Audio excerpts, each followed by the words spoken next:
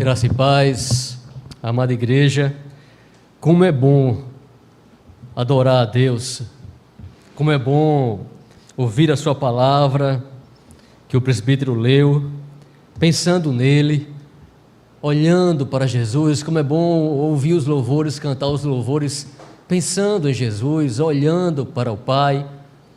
É muito bom, irmãos, adorar a Deus, é muito bom cultuar, por isso estamos aqui, porque o Senhor merece todo louvor, toda glória, e temos que fazer isso, e somos abençoados nisso.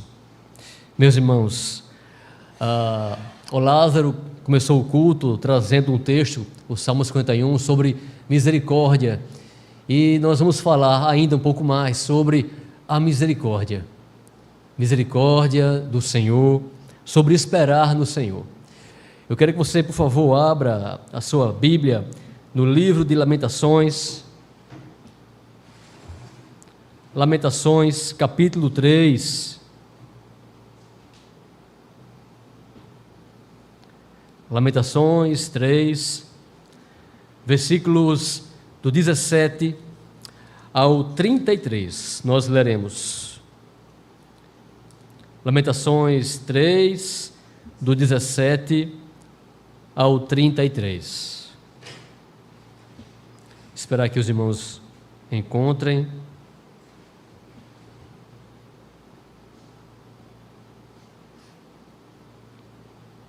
Diz bem assim a palavra do Senhor: afastou-se a paz da minha alma, esqueci-me do bem. Então disse eu: já pereceu a minha glória, como também a minha esperança no Senhor. Lembra-te da minha aflição e do meu pranto, do absinto e do veneno. Minha alma continuamente os recorda e se abate dentro de mim. Quero trazer à memória o que me pode dar esperança. As misericórdias do Senhor são a causa de não sermos consumidos, porque as suas misericórdias não têm fim, renovam-se cada manhã. Grande é a tua fidelidade. A minha porção é o Senhor, diz a minha alma, portanto esperarei nele. Bom é o Senhor para os que esperam por ele, para a alma que o busca. Bom é aguardar a salvação do Senhor, e isso em silêncio. Bom é para o homem suportar o jugo na sua mocidade. Assente-se solitário e fique em silêncio, porquanto esse jugo Deus pôs sobre ele. Põe a boca no pó, talvez ainda haja esperança. Dê a face ao que o fere, farte-se de afronta. O Senhor não rejeitará para sempre, pois, ainda que entristeça a alguém, usará de compaixão, segundo a grandeza das suas misericórdias. Porque não aflige, nem entristece de bom grado os filhos dos homens. Pai Santo, Pai bendito, Deus eterno, Senhor de todas as coisas, Tu és o Senhor do nosso coração, do nosso entendimento, da minha boca, desta palavra, Senhor. Eu te peço que o Senhor venha ajudar a Tua igreja, que o Senhor venha nos ensinar um pouco mais a respeito de Ti, que possamos conhecer hoje um pouco mais a Tua justiça, um pouco mais o Teu amor, a Tua misericórdia, a Tua compaixão.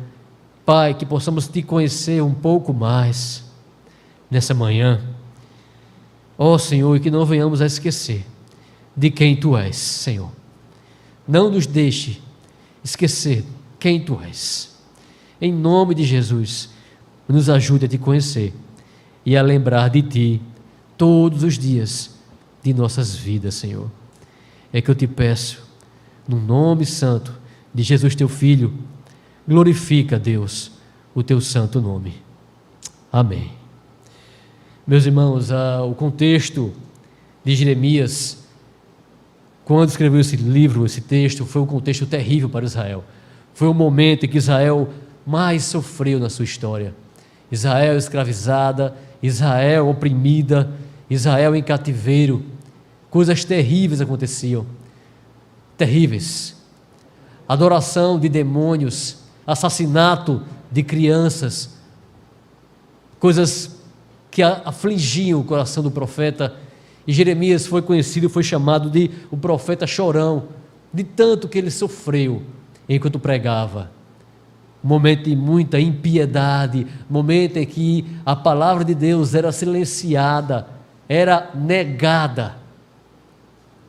As pessoas não aceitavam a palavra do Senhor, tanto que oprimiam os profetas, prenderam Jeremias. Momento difícil e terrível. E Jeremias olha para aquele momento e escreve esse livro, que na verdade são vários poemas, várias elegias, em que ele vai lamentando a situação do povo.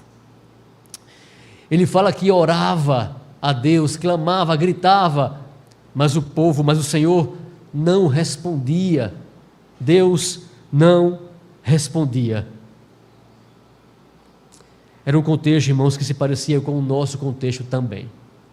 Está escrito bem assim: a cidade que outrora era populosa, agora está solitária. Solitária. E nós vemos isso em nossos tempos agora, de pandemia, de vírus.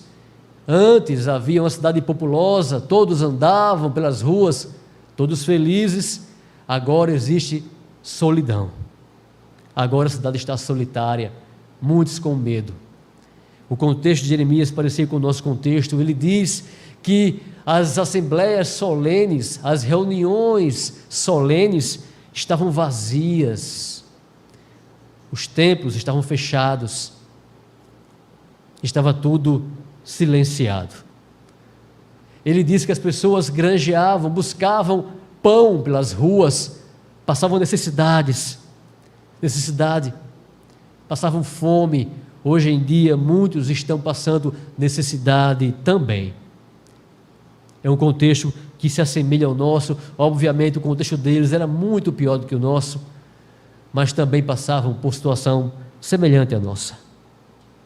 E diante desse sofrimento, Jeremias, depois de orar, de clamar, na verdade, a Deus, Jeremias começa a se lamentar. E Deus usa Jeremias grandemente para nos ensinar algo muito importante a respeito do Senhor, a respeito da espera, a respeito de esperar em Deus. E aí ele fala no versículo 17: afastou a paz da minha alma, esqueci-me do bem. Ele está falando que o Senhor afastou a paz da alma dele e que ele já não se lembra mais o que é o bem. Ele já não sabe o que é o bem. Diante de tanto sofrimento, ele já não sabe o que é a bondade. E ele continua: então disse eu, já pereceu a minha glória, como também a minha esperança no Senhor. Veja, irmãos, um profeta, um homem de Deus, dizendo que já pereceu a sua esperança no Senhor. A sua esperança no Senhor tinha acabado. Tinha acabado. Jeremias, o profeta, não tinha mais esperança em Deus. Ele fala que já pereceu a sua seiva. O que é isso? A sua glória é a sua seiva, é a sua energia, as suas forças. Ele se compara a uma planta. Eu não tenho mais seiva, eu não tenho mais forças, eu não tenho mais nada. E até a minha esperança em Deus acabou-se. Que palavra dura de se ouvir da boca de um profeta. Que nós, muitas vezes, irmãos, dizemos que sempre temos esperança em Deus. Nós nunca reconhecemos que muitas vezes nossa esperança no Senhor perece quando o sofrimento chega ao nosso limite. Quando não aguentamos mais sofrer tanto. Mas muitas vezes perece porque somos fracos, somos pó e também ficamos desesperançosos às vezes. Irmãos, esperança, todos querem ter esperança, até o mundo tem esperança em dias melhores. Mas como deve ser a esperança do cristão, do homem de Deus, da mulher de Deus? Como deve ser a nossa esperança? Em que temos que esperar? Em dias melhores? Meus irmãos, Deus, os homens do mundo também esperam em dias melhores. Também esperam em dias melhores.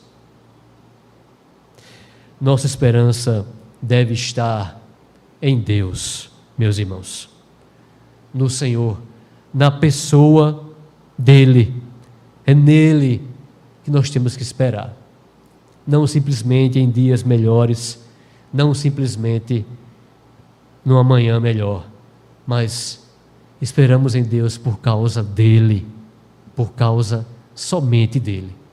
É isso que Jeremias vai ensinar agora para cada um de nós. Ele que tinha perdido a sua esperança, ele agora vai mostrar como conseguimos achar mais uma vez essa esperança em Deus. Ele fala bem assim, do versículo 21 ao 23, quero trazer à memória o que pode dar esperança. Por que ele fala isso, irmãos? Porque ele havia dito que ele estava se recordando o tempo todo, se lembrando o tempo todo do seu pranto, da sua tristeza, da sua agonia.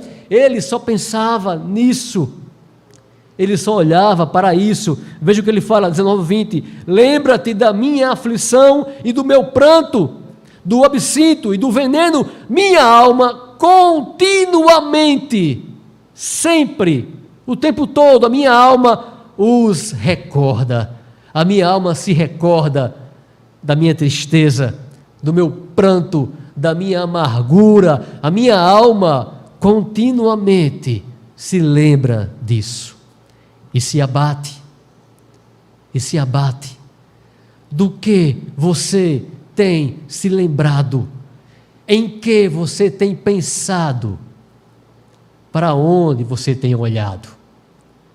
Jeremias, homem de Deus, estava lembrando todos os dias, a toda hora, todo momento, das suas tristezas, das suas angústias, da sua dor. E por causa disso, a alma dele estava abatida, sem forças. Por causa disso, ele tinha perdido a sua esperança em Deus. Mas aí ele nos mostra o que deve ser feito. Eu tenho que me lembrar, eu tenho que trazer à minha memória, eu tenho que trazer à minha mente, ao meu coração, aquilo que pode me dar esperança. O que é que pode me dar esperança? Não é apenas pensar em dias melhores, mas é pensar em Deus. É lembrar de como Ele é amoroso e misericordioso. É o que ele fala. Quero trazer à memória o que me pode dar esperança. As misericórdias do Senhor são a causa de não sermos consumidos. É isso que ele se lembra, é disso que ele se lembra, que as misericórdias do Senhor são a causa de nós não sermos consumidos. Meus irmãos, nós nos temos em alta conta. Nós temos uma imagem sobre nós mesmos muito alta. Pensamos que somos bons, pensamos que merecemos muitas coisas, pensamos que somos justos.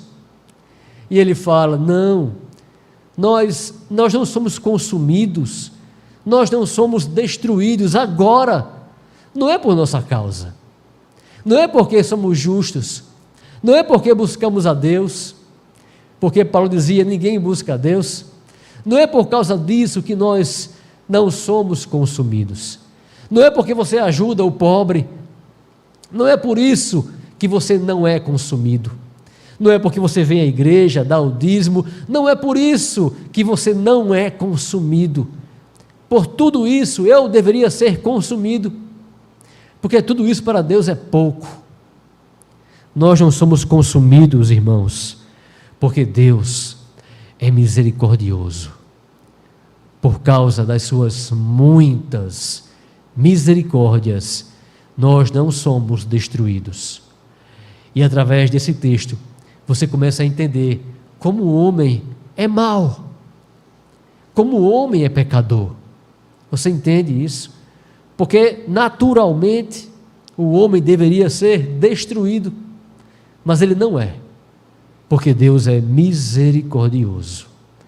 Sempre que você for orar e pensar, mas eu não enxergo em mim pecado nenhum, eu não faço nada de errado, lembre disso, lembre disso.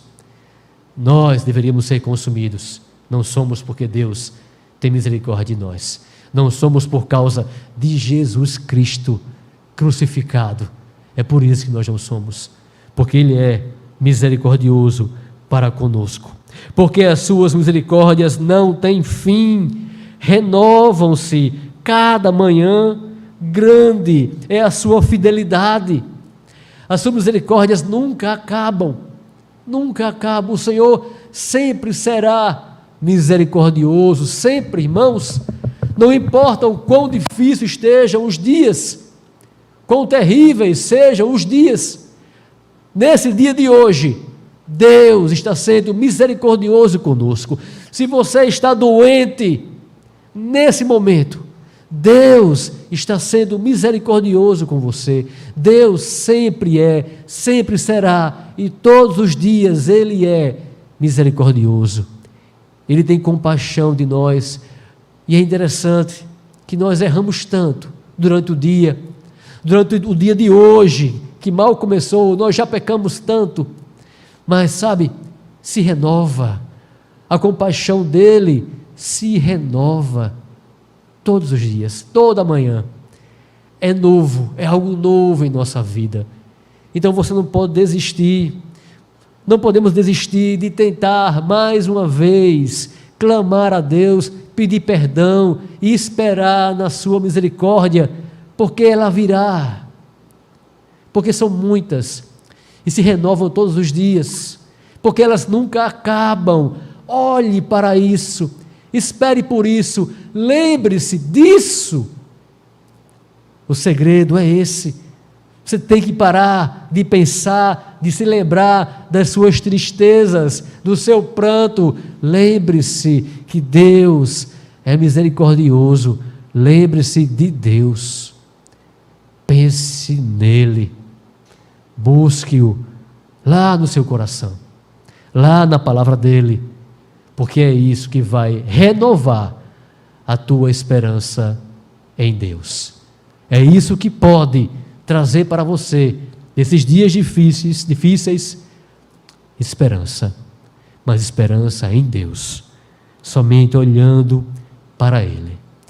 Ele diz que grande é a fidelidade do Senhor. Mas o que quer dizer isso, irmãos? O que quer dizer a palavra fidelidade? Qual o significado disso? Grande é a sua fidelidade. Ele está dizendo, meus irmãos, que na verdade, o que Deus prometeu, Ele vai cumprir. Que Deus não muda, que Ele não vai mudar a sua palavra. Cada promessa que Ele deu, Ele vai cumprir. Não importa a dificuldade, não importa a luta, Ele vai cumprir aquilo que Ele prometeu. Nós não somos fiéis, nós falhamos, nós voltamos atrás algumas vezes. O Senhor nunca volta atrás, Ele sempre permanece fiel à sua palavra. A sua palavra. Veja o que diz lá em Êxodo 33:19. Porém ele disse: eu farei passar toda a minha bondade diante de ti, e apregoarei o nome do Senhor diante de ti, e terei misericórdia de quem eu tiver misericórdia, e me compadecerei de quem me compadecer.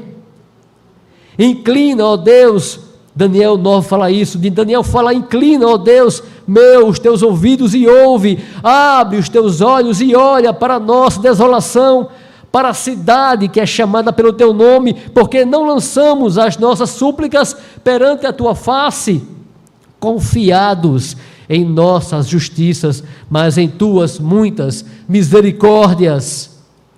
Salmo 89 fala bem assim: mas jamais retirarei dele a minha bondade, nem desmentirei a minha fidelidade, não violarei a minha aliança, nem modificarei o que os meus lábios proferiram.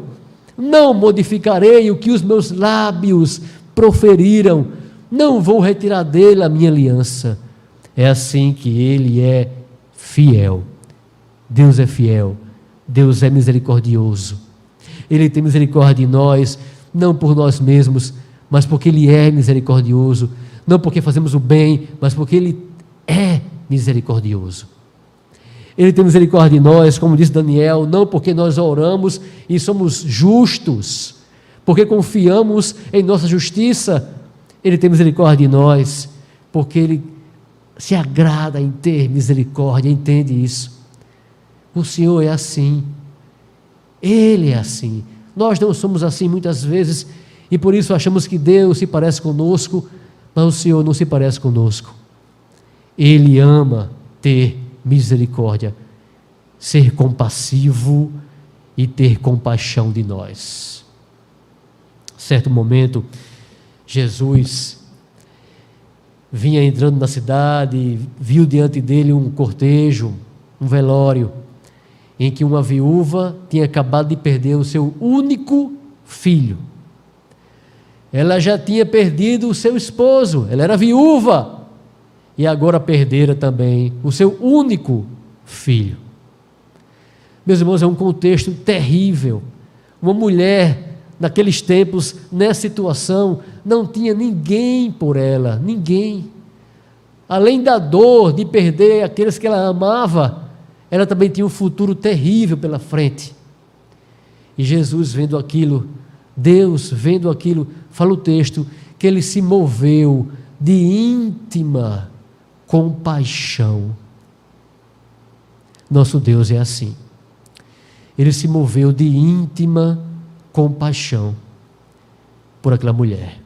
E Ele vai lá e faz o filho dela voltar a viver e entrega o filho dela nas mãos dela. Nosso Deus é assim. Por mais que você não esteja vendo a compaixão do Senhor nesses dias, na sua casa, na sua vida, lembre-se dessa compaixão. Lembre-se de que Deus é assim. A realidade não demonstra quem Deus é. Jeremias não estava olhando para a sua realidade, para o seu choro, para o seu pranto.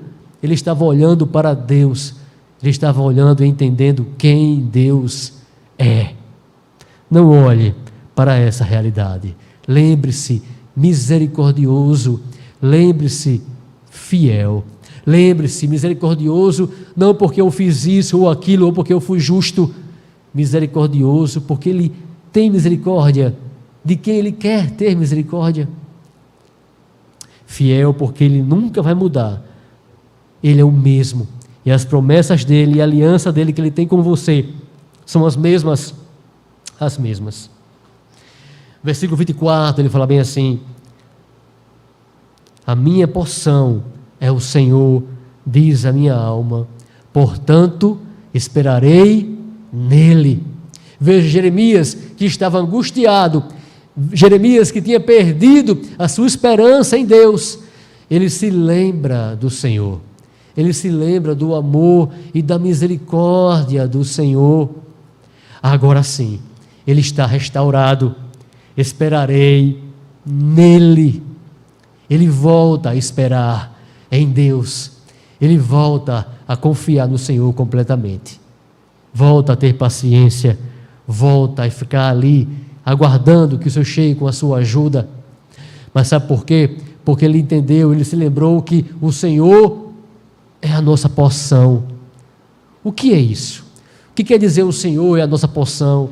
O Senhor é a nossa herança. Eu já falei isso aqui, irmãos, para vocês, quando preguei no Salmo 16, que o povo de Israel, Deus dividiu em 12 tribos, e a cada uma ele entregou terras, mas a tribo de Levi, ele não entregou nenhuma terra. Eles, as outras tribos, tinham animais, podiam plantar, tinham suas frutas, mas para a tribo de Levi, ele não entregou nada. Para a tribo de Levi, para Arão, para esses, ele entregou apenas, e isso já é tudo, ele entregou a si mesmo. E ele diz: eles têm herança, eles têm terras, têm herança na terra, mas vocês, eu sou a herança de vocês, eu sou a porção de vocês.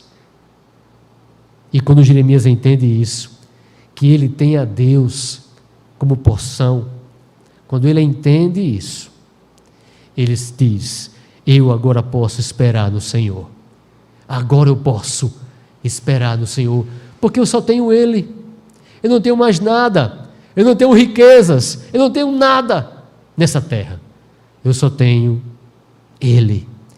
Era assim com Jeremias, é assim com você, é assim comigo. Se nós só temos a Deus, irmãos, então nós podemos esperar nele, nós podemos esperar por Ele, porque Ele é tudo que nós temos, tudo que nós temos. Diz bem assim a palavra do Senhor: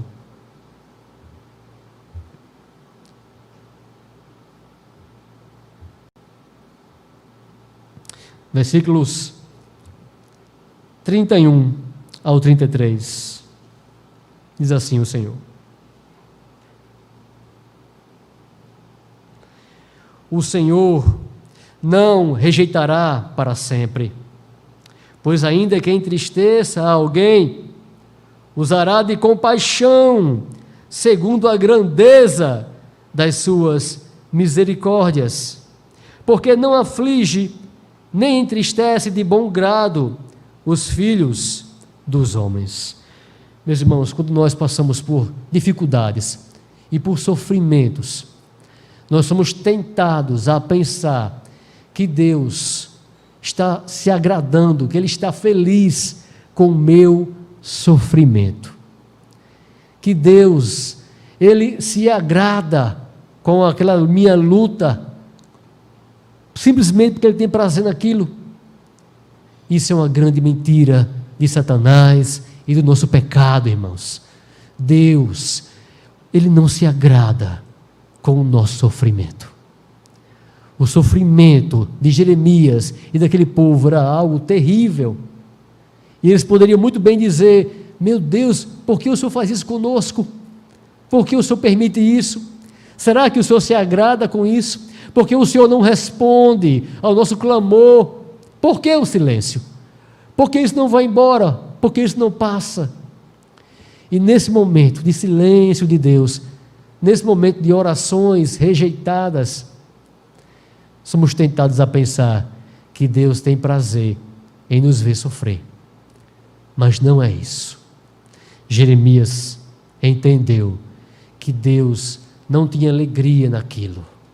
Deus não se alegrava em nada do que estava acontecendo com o povo de Israel.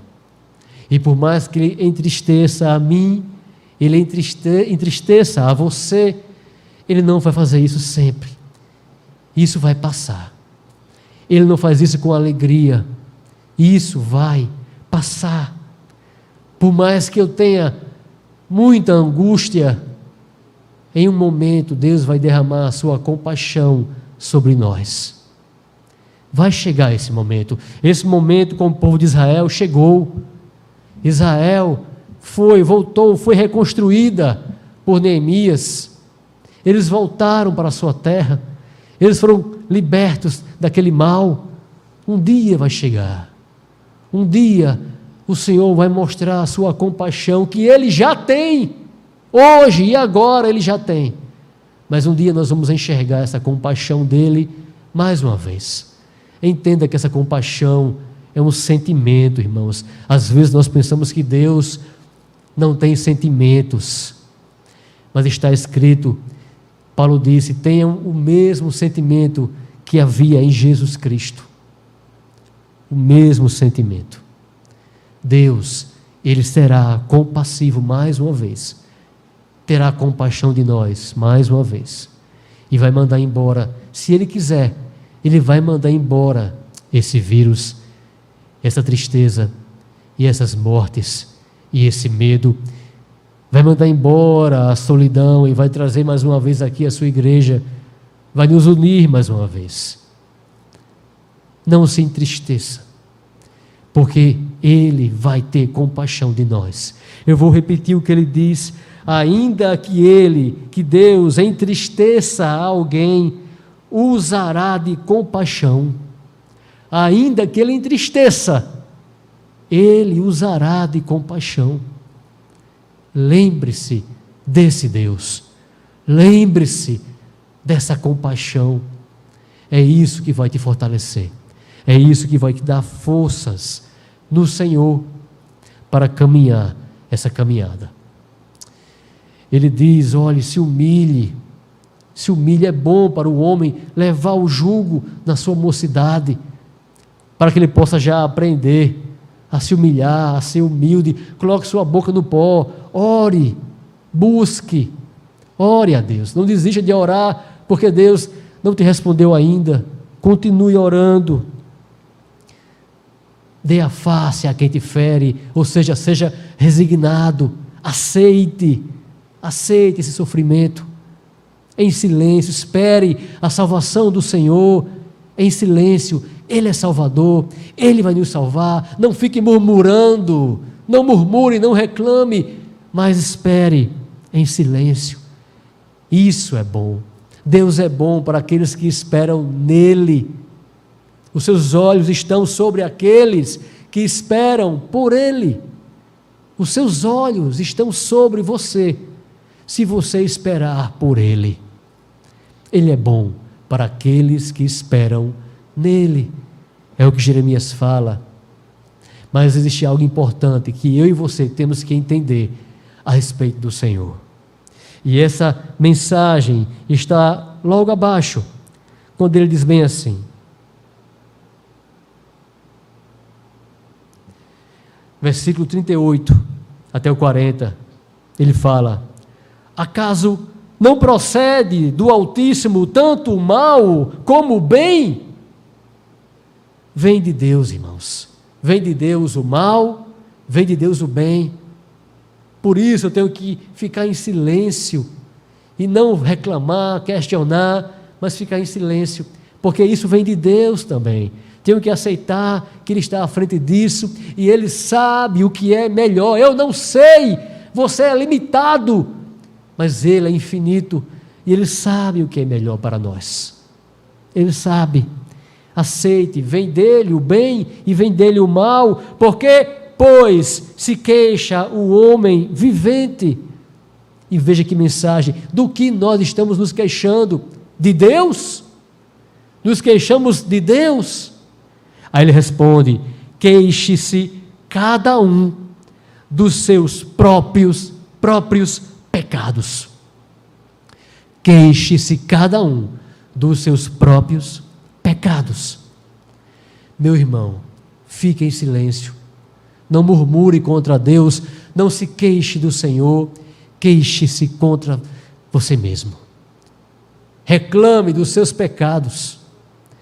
Quando nós sofremos, irmãos, sofremos por causa dos nossos pecados, muitas vezes é assim. No caso de Israel, nesse contexto, era por causa disso, dos pecados deles. E o que fazer então, Henrique? Jeremias explica: esquadrinhemos os nossos caminhos, provemo-los e voltemos para o Senhor. Pare de reclamar com Deus, reclame do seu próprio pecado. Esquadrinhe seus caminhos, olhe para o seu caminho. Você tem honrado a palavra do Senhor?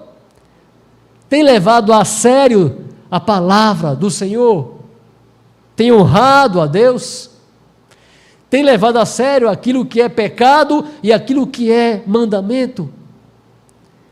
Esquadrinhe sua vida, olhe os seus caminhos. Ele fala para Israel: Israel, veja o que você fez até aqui.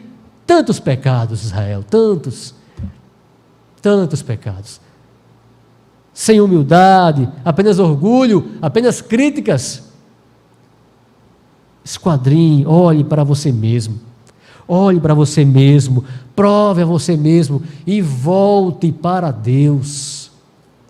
É isso, é essa a mensagem de Jeremias. Lembre-se de quem o Senhor é, mas também lembre-se do que você fez. Arrependa-se, ore, coloque a boca no pó e volte para Deus, sabendo que certamente o Senhor terá compaixão de você. Em Jesus Cristo nós temos a compaixão de Deus. Deus demonstra o seu amor por nós, tendo Cristo morrido naquela cruz.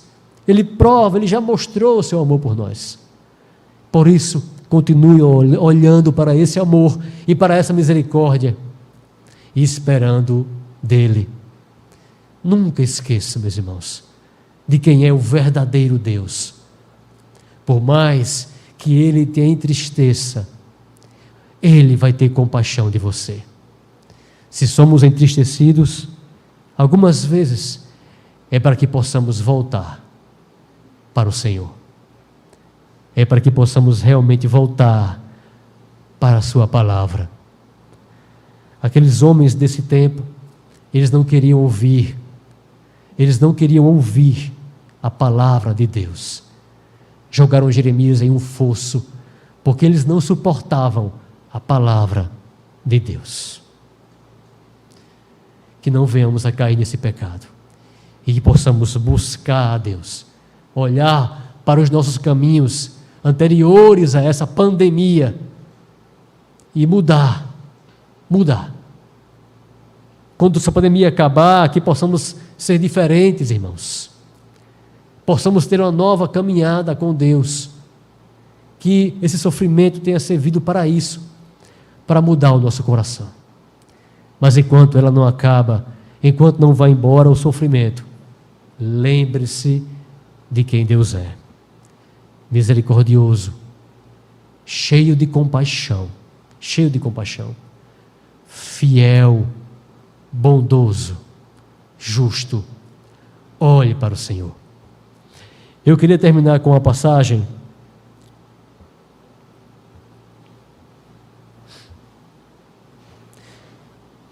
que está lá em Ezequiel, capítulo 20, versículos do 8 ao 9. Nós sabemos o quanto o povo de Israel pecou no deserto. Nós sabemos o quanto eles sofreram no deserto. E nós ouvimos, meus irmãos, muitas vezes falar sobre a ira do Senhor. A ira de Deus é algo real. Mas às vezes nós jogamos essa informação de qualquer modo. O Deus irado, Deus está irado. E paramos por aí e não explicamos para as pessoas como Deus é realmente. Você sabe por que Deus fez o que fez com o povo de Israel no deserto? Sabe por quê?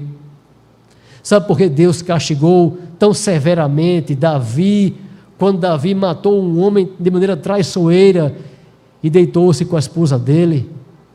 Sabe por quê? Nós já pensamos sobre isso. Por quê o Senhor fez isso com eles? O Senhor respondeu isso lá em Ezequiel 20, do 8 ao 9, quando ele diz bem assim: mas rebelaram-se contra mim e não me quiseram ouvir. Então eu disse que derramaria sobre eles o meu furor, a minha ira, para cumprir a minha ira contra eles, no meio da terra do Egito. O que fiz, porém,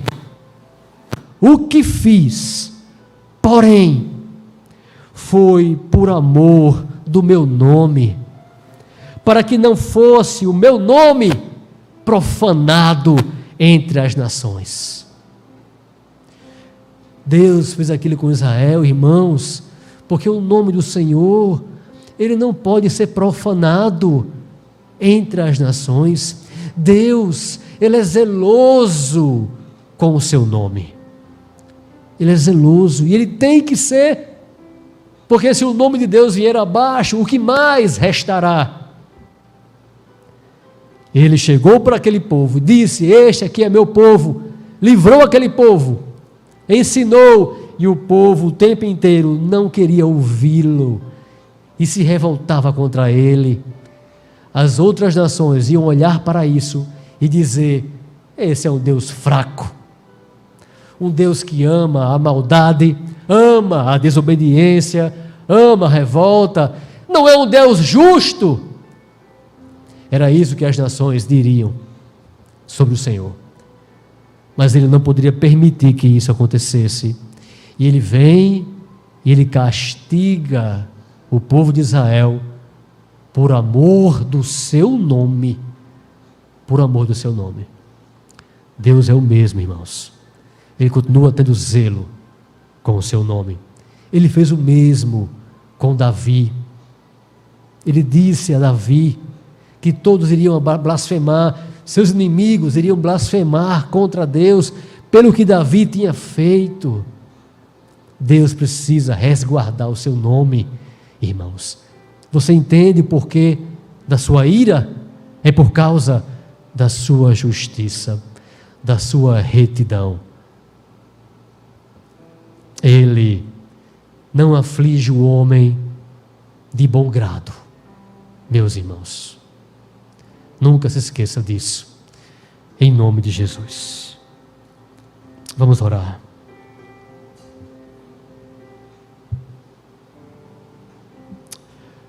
Ah, Senhor. Obrigado, Senhor, pela tua bondade, Senhor, pelo teu amor, pela tua misericórdia, que nos traz esperança, Senhor. Nos traz esperança de que dias melhores virão.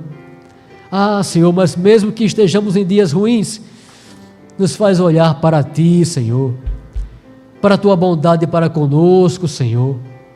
Nos faz olhar para a Tua misericórdia para conosco, para o Teu amor para conosco, Senhor.